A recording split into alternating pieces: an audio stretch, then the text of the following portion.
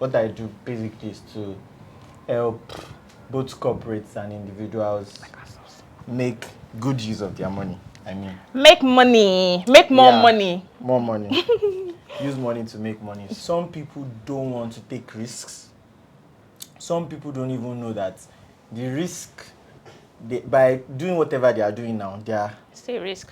It's still a risk, and you can actually take something similar which is not risky and still make a lot out of it. If you don't know what other people are doing that is making them successful, you will just work all your life and you won't make anything out of it. Understand the kind of person that you are. If you know that you don't like to lose money, there are things that you can put your money in. If you know that, but I always tell people, if you are young, if you are in your 20s and your 30s, I think you should take high risk as much as possible.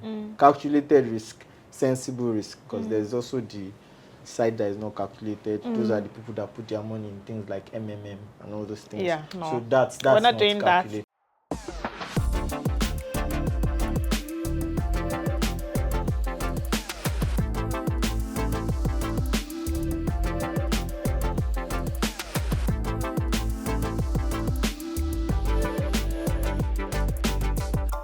Hi guys, welcome if you're new here or welcome back if you're a returning subscriber. My name is Miriam Adebola, and in today's video I have an investment professional who also doubles down as a friend.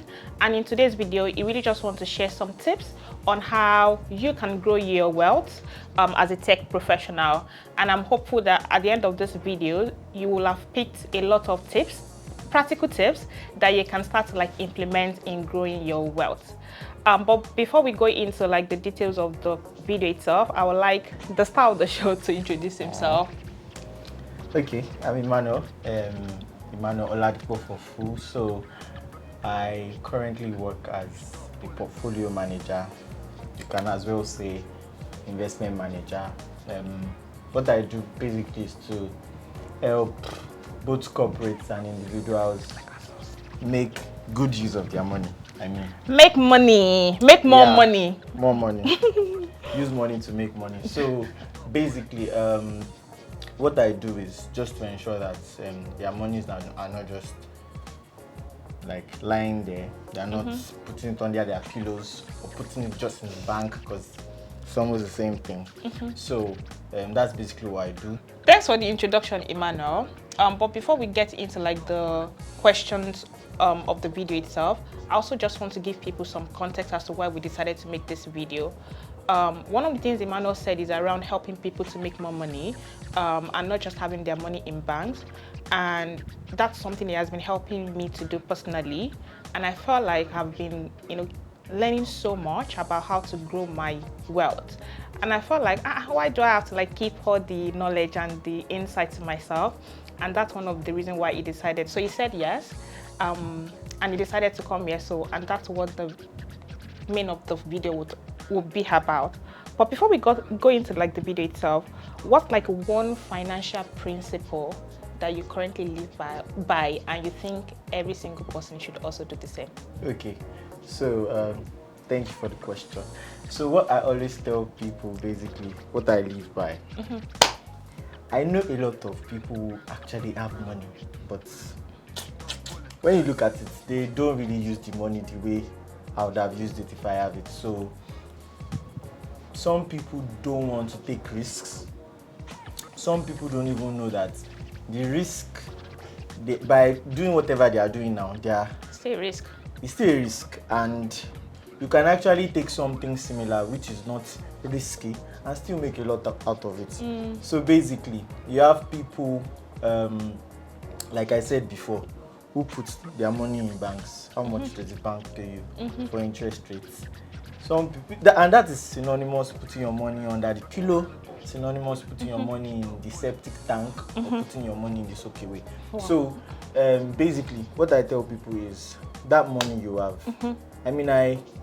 2023 and 2024, there were lots of opportunities that a lot of people could have taken advantage of that they didn't get to do because they didn't have that information. So since then, I've been on this campaign. I think I must have crossed impacting like 20 people. Now I'm heading to 100. So I really want to do that to ensure that the People money really know. gets to be put where it is supposed to Yeah. be put. Thank you. And also just to ask you like my first question, is why is it even important to like talk about this? Why is it important for me to like grow my wealth? Like why should everyone prioritize that? So basically, life is in cycles. There's something you call ebbs and flows. So, I actually think about it. I should be able to take work breaks. Like, say, I don't want to work for 6 months. I don't want to work for People a year. do that. Yeah, but you won't be earning for that long. Technically, you don't have that source of income from your job. Or the savings. Now, but if you've managed your income and investments in such a way that you have something that pays you, even when you don't have a job, or you have something that has given you so much money in your season of plenty, and you've been able to take out of what you've earned and saved, you can have that as a shock absorber when you decide to take a break from your actual job. So really for me, that is how it is. That is where I think people, and why I think people should really understand some of these things that I'm talking about. Yeah. Interesting. I mean, I think that's probably one of my own motivations too, because I also don't want to work forever. And there's this, I'm not sure if you've come across people do it, but they take like a 1 year break from work.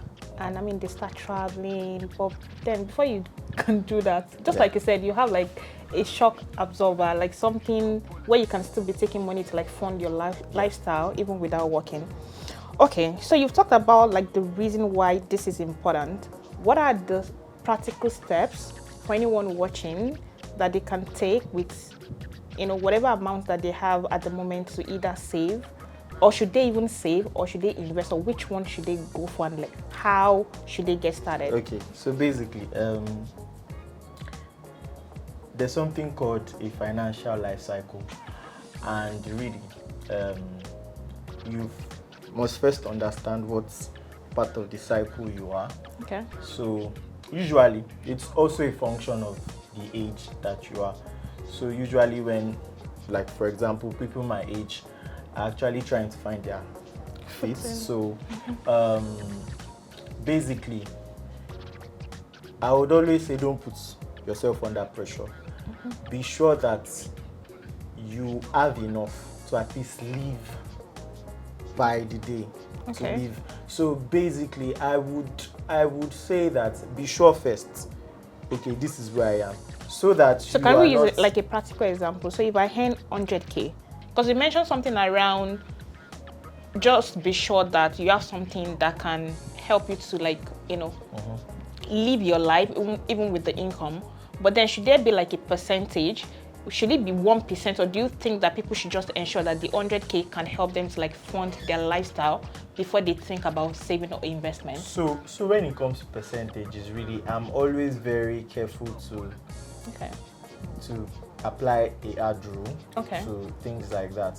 But I know certain places where I think percentages would make sense. For example, my rent. My rent should not be more than maybe 2 months salary of a year. Like, I think that makes a lot of sense. Okay. So I should not be spending 4 months of my year's job paying my rent. So how much of my income should I? Or 4 months of your 4 months of my yearly income. Okay, Because gotcha. I mean that means to live wherever I'm living now. I have to work 4 months out of 12. So like that's like 1/4. Is it 4? 1/3, yeah. So that That's means a lot. it's a lot. But for how much should I keep it from my income and invest or save? I would say be sure that you can at least eat and do every other thing. Okay. And then another thing is, when you understand the timing, let me not sound too religious, but when you understand what time of your life you are. So for example, I'm in a stage where I'm writing a lot of exams, so I get to spend a lot on buying the courses, doing a lot of that, paying for the exam. So if I didn't have that, maybe I would have done 30% of my income. So to save or to like save, to invest. yes, Gotcha. or to invest. I mean, economics thinks savings and investments are almost the same The thing. same. So you must understand that first and be sure that, because if I say it's 30% and you've taken out of your income, you've paid for an exam, and you find And out there's that little you or are not even nothing. able to save anything, you might feel bad. So that's why you must understand that stage of your life that you are, so that you can see that, I mean, whatever you are doing with the exams is also sort of an investment, but it's Yeah. personal in this case, which is Got going you. to bring a return on investment Okay. in the nearest future. Okay, just to recap what you've said, and like I find that so relatable. So if you're watching and you're looking to also grow your wealth, with what Emmanuel said, the first thing is really just for you to understand the stage that you are. At the current stage that you have, do you have enough skills that can even generate you the money? If not, it's better for you to actually take out of whatever that you're currently earning and really just use that for your self-development, right? But then let's talk about people that they're already earning, like they think they've arrived. Like how should they go about growing their wealth? Would Okay. you still recommend like percentages or not? So for those people, I always say, I mean, some people use budget trackers and all those things, but there's a very, I don't know if it's easy, but I always tell people to, like, at the end of the year, if possible, do your statement, your bank statement, download it. Okay. Just make it something you want to do. Look through all of the I things hate that, looking at my bank yeah. statements. So look through all of the things that you have spent money on. And so it gives you an idea of the kind of person you are. See some things and be like, should I have really spent on this thing? Some things are necessary, some things aren't. So for people who already earn, I think you should compel yourself to have a percentage that you save. Yes, you might have to now go back and take out of it, but a standing order. Okay. When you get your salary or whatever Every in month. that month, say, okay, 30%, I'm pushing it into my investment account. I'm investing this. Say you now have a shortage later. I mean, things are hard everywhere. Nigeria is hard. So- Thanks to T-Pain. I'm sorry about that. But so because of things like this, you then need to be sure that you then will understand the pattern over time. If 30% is suitable for you, if over time you've done 30% and you did not have to go back to take out of what you've saved, then it shows that you are comfortable. I don't know whether the person should increase, but if you are doing 30% and you find yourself going to take all of the 30%, maybe it's not yet your time.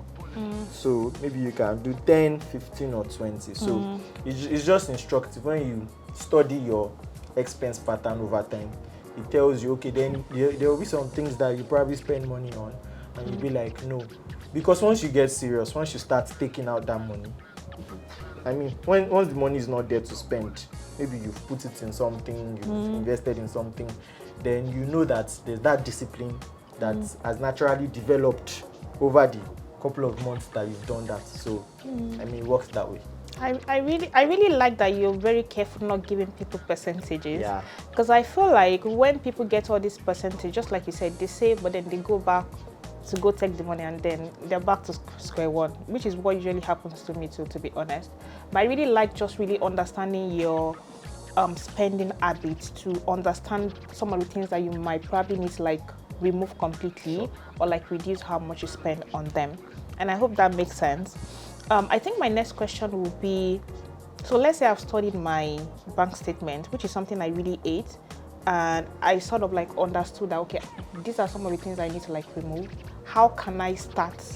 And I understand, okay, I think I want to start doing 30%. Why are you laughing? I'm going to say something funny now. So for example, if you are a guy and you study your bank statement, and you see that you have a habit of taking like 5 girls out, different girls, in a month, you might need to reduce. I'm not saying you should stick to one, But we're going to reduce it to like 3 or 2. Reduce to 1. Why are you taking 5 girls' No, house? maybe the guy is not settled down yet. He's still searching. But why are you taking? Is that like in a year? Serious business. No, in a month. So it is when you study your Okay, that will give me expense that. pattern that you know that some people don't even know the amount of girls they go out with in a month. So Yeah, please study your bank statement. yeah.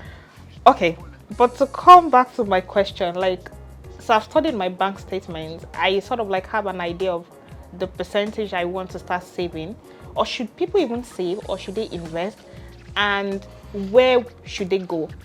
Okay. Like, what platforms are available for them to do that? So for people who have already studied and everything, when they decide the percentage, platforms, I would say that these things are quite, so it's what they call like a perfect market.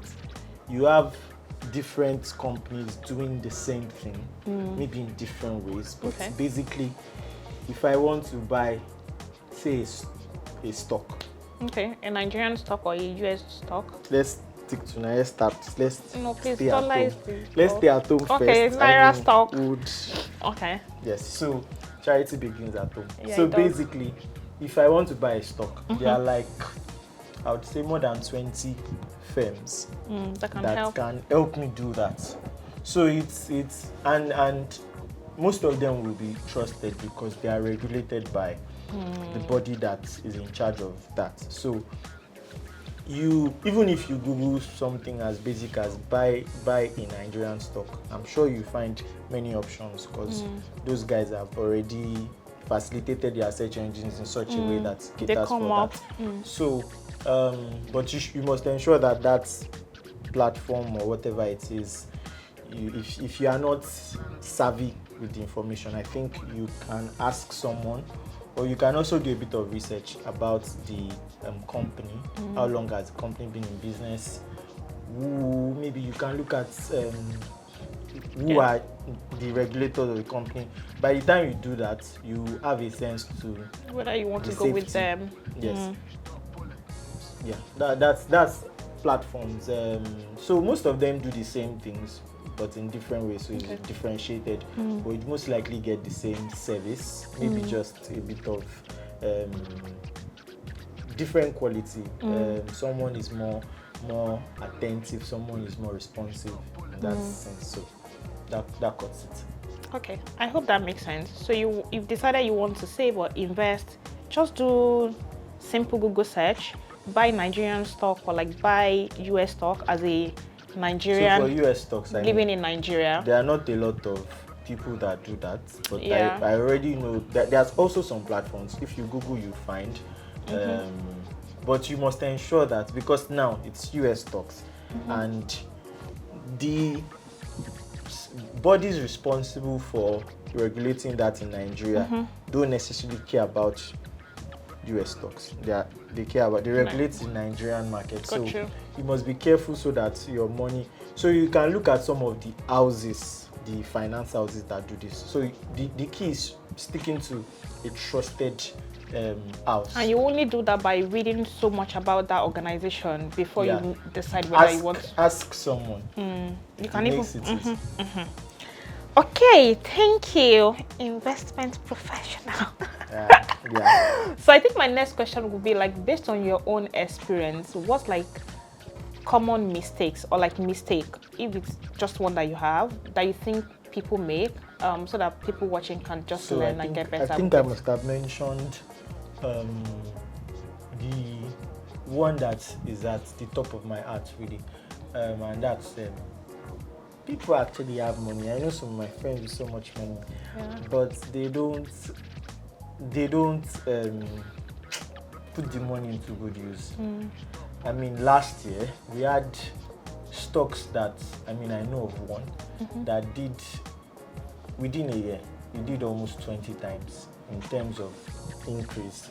So you have a stock going from like 1 naira to like 20 naira. Wow. I didn't have money that year because I was paying up for something.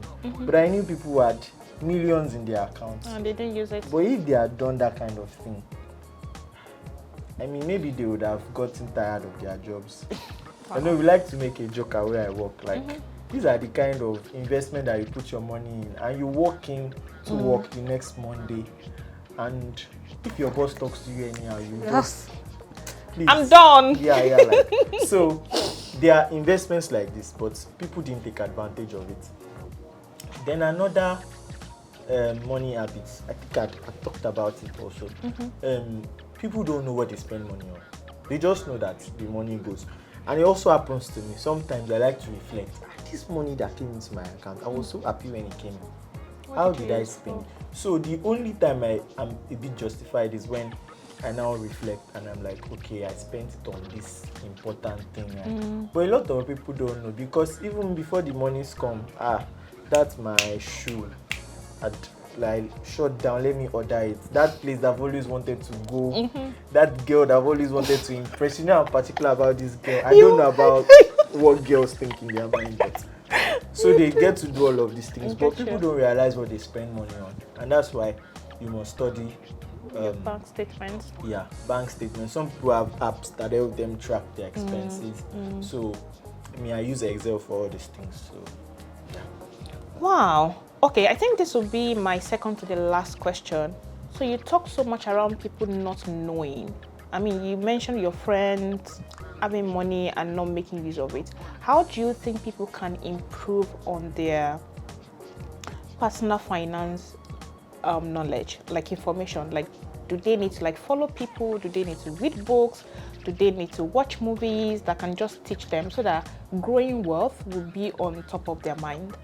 Okay, so I don't know if I don't like to particularly see myself as a personal finance professional, but I think that some of these things are very easy if you pay attention. So, for example, on where to put your money,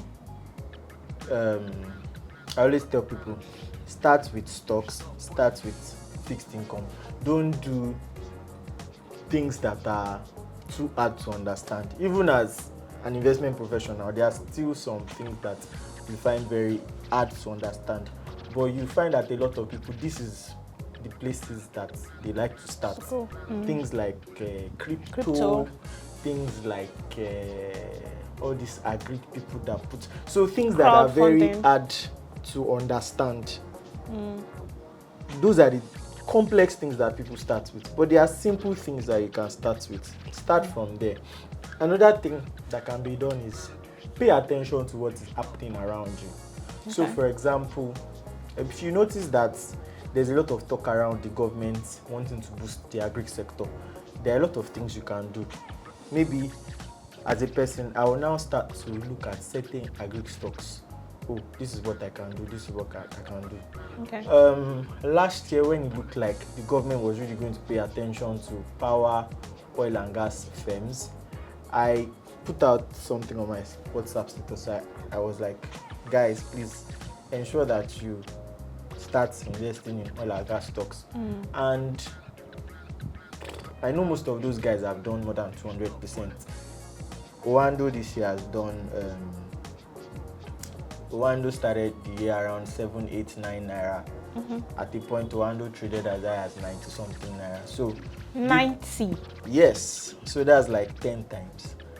So, wow. So these are the things that happen. So pay attention.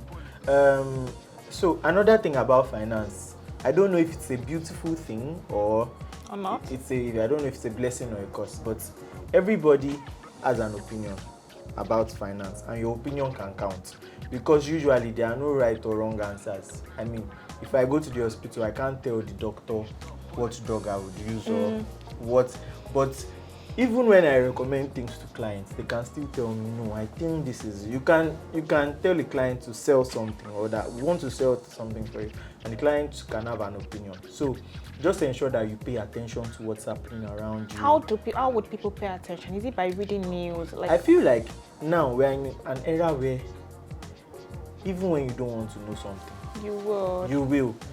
People know where inflation is today. Yes, so people are paying attention. Know exchange rates. People know where exchange rates is. That wasn't happening like 5 years ago. So, for example, exchange rates. Let's use that as an example. If you see certain moves, although the whole exchange rate thing is very crazy, but if you see what the government is trying to do.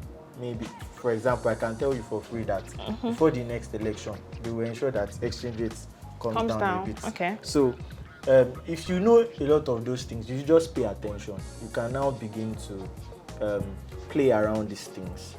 But if you don't know, it becomes harder. Then just pay attention to the news. Simple things like the NGX ASI is the all share index of the Nigerian stock market.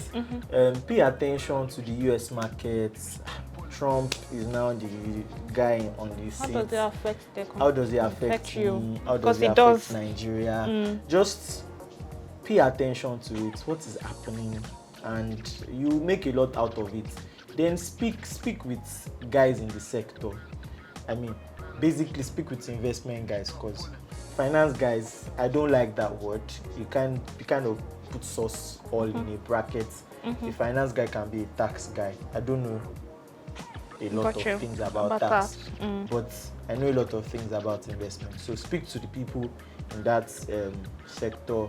Ensure you get a sense of what they are thinking, where they think. They are not always right. They will not, because it's like they don't have the crystal ball and they don't know what will happen in the future. But ensure that you just get a sense to what they think. And I believe that we're all getting to that place where some people who own businesses, they have to know what will happen in the nearest future. People who own stocks, even if I'm a doctor and I own stocks, I need to have a sense of what's this company going to perform like in the next. Is the policies going to? So when I'm on Twitter now, I see people talking about a lot of things, and really it's important that people now know these things. It even gets us to be in a better position. So yeah. Thank you, and really just so hard to watch to everything that you said around just paying attention, talk to people, get to learn from them. I also do a lot of YouTube videos around money, and really just understand how people are spending their money, because in a way it just also helps me to get better with mine. Okay, are there any final advice you would like to give before we wrap up? I feel like I've run out of them, but the most important thing is to ensure that you spend your money wisely. Know what you're spending money on. I don't know if I can say what Yoruba people say. We'll translate it. They always say that if you don't know where your mates are making money, or anything about more, say it. I don't know how to say it like that, but it's about saying that if you don't know what other people are doing that is making them successful, you will just work all your life and you won't make anything out of it. So it's about putting money, smart choices, smart investments. These are usually the things. And I didn't talk about understanding your risk profile and all those things, because so understand the kind of person that you are. If you know that you don't like to lose money, there are things that you can put your money in. If you know that, but I always tell people, if you are young, if you are in your 20s and your 30s, I think you should take high risk as much as possible. Calculated risk, sensible risk, because there's also the side that is not calculated. Those are the people that put their money in things like MMM and all those things. Yeah, no. So that's We're not doing calculated. that. But the most important thing is understand yourself. But like I said, young people should do a lot of stocks. You have enough time to make. If I lose all I have today, I can assure you that I might be able to make it back in a year. But when you start getting, when you start having children and paying school fees and all those things, or you start getting to the end of your career, there are decisions you cannot make. Yeah. But now is the time. Now is the time you can triple your wealth, quadruple it. But you must also ensure, like I said, understand yourself. I can take more risk than some people. Some people can take more risk than me. Don't do too much. Don't outdo yourself. But I think you should also outdo yourself in the sense that don't play too safe if you are young. Like, this is the time. this is the time. There's no that time. Just use it well. Yeah. Okay, thank you so much for speaking with me, and I'm sure people I've picked a lot of like useful tips. And thank you so much. How can people connect with you to know more about you and what you do? Okay, so I'm on LinkedIn, and if you search for me, then yeah, I think that's just about it. Yeah. You're not that active on Twitter, are you? Twitter, I'm active. Oh, you're active. I now, only okay. like and I don't tweet. Oh, I understand people like you. Why? Like people that don't tweet, but then they see what is happening. Yeah, we see it. Okay.